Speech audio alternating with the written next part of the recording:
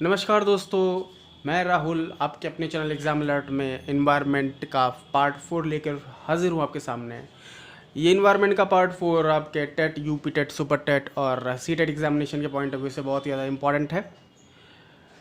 काफ़ी दिनों बाद आज मैं आया हूँ क्योंकि मेरी थोड़ी पर्सनल कुछ लिमिटेशंस थी और मैं थोड़ा सा बिज़ी था, तो उसके लिए बहुत बहुत ही क्षमा प्रार्थी हूँ मैं आप लोगों से। तो चलिए शुरू करते हैं। जो इन्वायरमेंट का अगला पार्ट है संविधान। संविधान इस वीडियो में मैं आपको कुछ टॉपिक्स दे रहा हूँ। तो ये पार्ट 1 है, इसके बाद भी पार्ट 2 या पार्ट 3 जैसे भी उचित होगा मैं अगला पार्ट्स लेके आऊँगा। तो ये पार्ट 1 संविधान का लेके मैं आपके सामने हाजिर हूँ। तो आप ये प्रीवियस ईयर में आए हुए क्वेश्चंस है और आपको इससे ग्लिम्स मिलेगा कि कहाँ से क्वेश्चंस उठते हैं एग्जामिनेशन पॉइंट ऑफ व्यू के लिए, कौन से टॉपिक्स इंपॉर्टेंट है, उस टॉपिक्स को आप स्टडी करिए और उसी में से कहीं ना कहीं आपके यूपी टेट जो आपका होने वाला है और सुपर टेट एग्ज़ाम जो आपके होने वाले हैं उनमें ये अब बहुत ही ज़्यादा हेल्पफुल होंगे। तो पहला पॉइंट है, देखिए, श्री रणवीर सिंह हुड्डा ये संविधान सभा के सदस्य थे। आपसे प्रश्न आएगा कि निम्नलिखित में से कौन से संविधान सभा के सदस्य थे, तो आपको रणवीर सिंह हुड्डा पे आपको टिक करना है।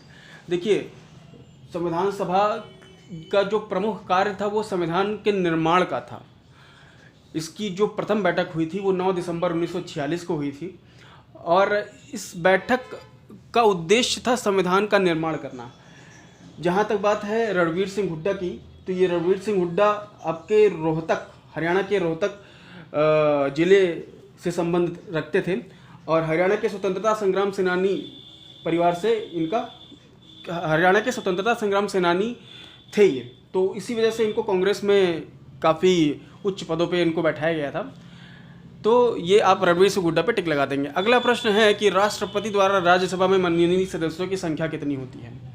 नॉमिनेटेड मेंबर्स की नंबर्स क्या होते हैं जो कि प्रेसिडेंट नॉमिनेट करता है राज्यसभा में। देखिए 12 होते हैं, 1 दर्जन सदस्यों की नियुक्ति करता है। याद करने के लिए 1 दर्जन सदस्यों की नियुक्ति आप याद कर लीजिए।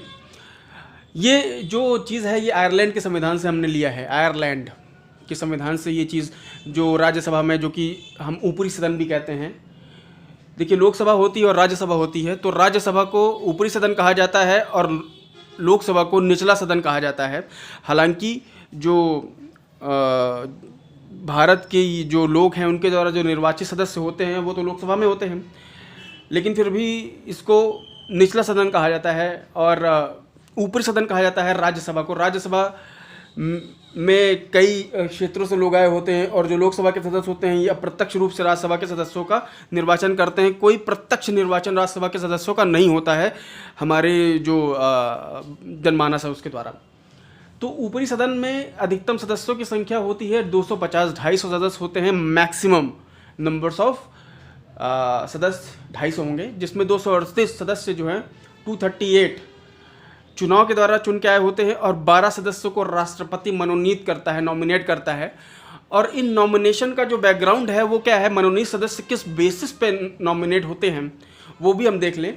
तो कला के क्षेत्र में जिन्होंने सर्वोत्कृष्ट योगदान दिया हो, विज्ञान के क्षेत्र में जिन्होंने सर्वोत्कृष्ट योगदान दिया हो, या समाज सेवा आदि के क्षेत्रों में जिन्होंने सर्वोत्कृष्ट योगदान दिया होगा, उनको उनकी कार्यक्षमता के अनुसार राष्ट्रपति अगर उचित समझता है, योग्य व्यक्ति समझता है, तो उनको नॉमिनेट करके ऊपरी सदन में लेके आता है। अब अगला प्रश्न है, जैसे मूलभूत अधिकार जिनको हम फंडामेंटल राइट्स कहते हैं, इसका मुख्य उद्देश्य क्या है। तो फंडामेंटल राइट्स का मुख्य उद्देश्य जो है वो नागरिकों के व्यक्तित्व का सर्वांगीण विकास करना है। देखिए, जो मूलभूत अधिकार थे वो मूलभूत अधिकार लिए गए थे आपके, अभी आपको मैं आगे बताऊंगा, संयुक्त राष्ट्र अमेरिका के संविधान से लिए गए थे। देखिए, भारत का संविधान जो बना था, कई उस समय डॉक्टर अंबेडकर साहब ने बहुत सारे संविधानों को का अध्ययन करने के पश्चात जो उसका बेस्ट वर्जन था वो भारतीय संविधान को, इंडियन कॉन्स्टिट्यूशन में एसिमुलेट किया हुआ था और वन ऑफ द बहुत ही सबसे लंबा संविधान है, लिखित संविधान है भारतीय संविधान। सो वॉल्यूम वाइज भी बहुत ज़्यादा है और डेप्थ वाइज भी बहुत ज़्यादा है इंडियन कॉन्स्टिट्यूशन। तो इसके जो पार्ट 3 है, भाग 3 है कि भाग 3 में, भारतीय संविधान के भाग 3 में अनुच्छेद 12 से 35 तक जो भी हैं आपके अनुच्छेद, आर्टिकल 12 से 35 तक जो भी हैं वो मूलभूत अधिकार हैं, ठीक है। और उन्हीं मूलभूत अधिकारों अधिकारों को मतलब भारत के मैग्ना कार्टा की संज्ञा दी गई है, जो कि भाग 3 में दिया गया है। संविधान के भाग 3 को भारत के मैग्ना कार्टा की संज्ञा दी गई है। तो अगला प्रश्न आता है यहाँ पे, राष्ट्रगीत के रचयिता कौन है? राष्ट्रगीत के रचयिता हैं बंकिम चंद्र चट्टोपाध्याय। देखिए राष्ट्रगीत क्या है? वंदे मातरम, जो कि इनकी पुस्तक आनंद मठ से लिया गया था। बहुत ही बड़े स्कॉलर थे बंकिम चंद्र चट्टोपाध्याय। अपने टाइम के पहले ऐसे व्यक्ति थे जिन्होंने बीए पास किया था, बहुत ही प्रेस्टिजियस कॉलेज बंगाल के, वहाँ से उन्होंने बीए की पढ़ाई की और फिर काफ़ी ऊंचे पदों पे सरकारी विभागों में काम किया, सचिव लेवल तक के पदों पे काम किया था। तो काफ़ी बड़े स्कॉलर थे और सरकारी विभाग में होने की वजह से जो अंग्रेज़ों की जो नीतियाँ थी इनके विरुद्ध कहीं ना कहीं इनके अंदर कुंठा थी। तो उसी कुंठा को उन्होंने अपने गीत के माध्यम से, वंदे मातरम, जो कि उस समय स्वदेशी आंदोलन जो था 1905 के समय में, यह गीत एकता का प्रतीक बन गया था। तो बहुत ही ज़्यादा उस समय प्रचलित हुआ था यह गीत वंदे मातरम। 22 मार्च 1957 में यह गीत राष्ट्रगीत के रूप में स्वीकार किया गया। 22 मार्च 1957 में यह गीत राष्ट्रीय गीत के रूप में स्वीकार किया गया और इस गीत का जो प्रथम पद था वही राष्ट्रगीत के रूप में गाया जाता है, क्योंकि इसके बाद जो प्रथम पद जो था वो संस्कृत में था बेसिकली, और इसके बाद के जो पद हैं वो फिर दुर्गा जी की स्तुति के रूप में थे। तो इसलिए वो जो इसके बाद वाले पद हैं वो उतना इम्पोर्टेंस है नहीं, तो प्रथम पद को ही राष्ट्रगीत के रूप में हम लोग गा लेते हैं।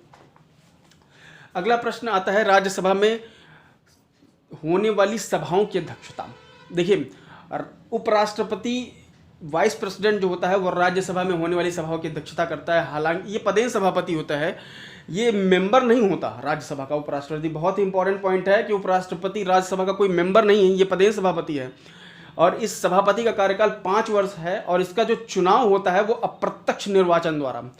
अप्रत्यक्ष निर्वाचन द्वारा, बहुत इंपॉर्टेंट पॉइंट है कि ये अप्रत्यक्ष निर्वाचन द्वारा राज्यसभा के जो सभापति हैं उनका निर्वाचन होता है। और इस अप्रत्यक्ष चुनाव में, निर्वाचन में, दोनों सदनों के सदस्य, दोनों सदनों मतलब राज्यसभा और लोकसभा, दोनों सदनों के सदस्य इसमें पार्टिसिपेट करते हैं, इसमें हिस्सा लेते हैं।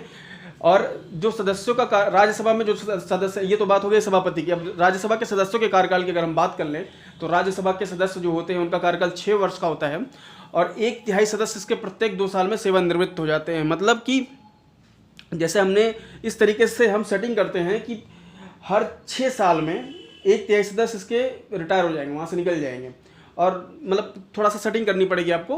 तो इस तरीके से 6 वर्ष और 1/3 सदस्य प्रत्येक 2 साल में सेवानिवृत्त हो जाते हैं। अगला प्रश्न है कि संविधान के मौलिक कर्तव्य जो फंडामेंटल ड्यूटीज़ हैं वो कहाँ से लिए गए हैं? तो संविधान के जो मौलिक कर्तव्य हैं, फंडामेंटल ड्यूटीज़ हैं, वो यूएसएसआर से लिए गए हैं। मतलब यूएसएसआर जो आज के टाइम पे जिसको हम रशिया कहते हैं, वो पूर्व सोवियत संघ था। तो उस समय का सोवियत संघ से हम लोगों ने उनके संविधान से ये चीज़ें उठाई थी। तो यूएसएसआर का फुल फॉर्म है union of Soviet socialist republic, सोवियत समाजवादी गणतंत्रों का संघ। तो अब बात करें कि मौलिक कर्तव्य जो फंडामेंटल ड्यूटीज़ हैं वो कहाँ पे हैं संविधान में? देखिए, जहाँ तक मूलभूत अधिकार की बात थी, फंडामेंटल राइट्स की बात थी, जैसा कि मैंने आपको पॉइंट 3 में बताया कि ये भाग 3 में अनुच्छेद 12 से 35 तक में है, इनका वर्णन दिया गया है। लेकिन संविधान कर्तव्य की बात, जहाँ तक मौलिक कर्तव्य की बात है संविधान में, वहाँ मौलिक कर्तव्य संविधान के भाग 4 के अनुच्छेद 51 का में उल्लिखित हैं। मौलिक कर्तव्यों की संख्या कितनी है? तो मौलिक कर्तव्यों की संख्या प्रेजेंट टाइम में 11 है। वर्तमान समय में मौलिक कर्तव्यों की संख्या 11 है। ये मौलिक कर्तव्य जो जोड़े गए थे ये ओरिजिनल कॉन्स्टिट्यूशन में नहीं थे, प्रारंभिक संविधान में जो मूल संविधान का रूप था उसमें नहीं थे, लेकिन इसको 42वें संशोधन अधिनियम के द्वारा, 42वें संशोधन अधिनियम 1976 के द्वारा इसको ऐड किया गया था मौलिक कर्तव्यों के रूप में। इमरजेंसी के टाइम पे जब आपातकाल की घोषणा हुई थी उसके बाद में लोगों के द्वारा ये सोचा गया कि मौलिक कर्तव्यों को भी संविधान में ऐड करना चाहिए। तो 42nd कॉन्स्टिट्यूशनल अमेंडमेंट एक्ट के थ्रू 1976 के थ्रू इसको हमने ऐड किया।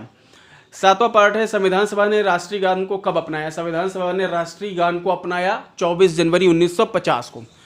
ठीक है, 24 जनवरी 1950 को। 26 जनवरी 1950 में जब हमने संविधान को अंगीकृत किया पूरी रूप से, तो उससे जस्ट 2 दिन पहले की बात है ये। संविधान सभा ने राष्ट्रीय गान को अपनाया। राष्ट्रीय गान आप जानते हैं जनगण मन है। रचयिता इसके रविंद्रनाथ टैगोर हैं और इसकी समय सीमा 52 सेकंड है। तत्वबोधिनी में भारत भाग्य विधाता, तत्वबोधिनी में जो है भारत भाग्य विधाता के शीर्षक से इसको हम लोगों ने लिया है। ठीक है, तत्वबोधिनी में।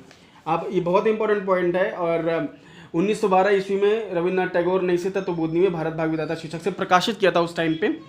और 1919 ईस्वी में मॉर्निंग सॉन्ग ऑफ इंडिया के नाम से इसका अंग्रेजी अनुवाद किया गया। मॉर्निंग सॉन्ग ऑफ इंडिया के नाम से इसका अंग्रेजी अनुवाद किया गया।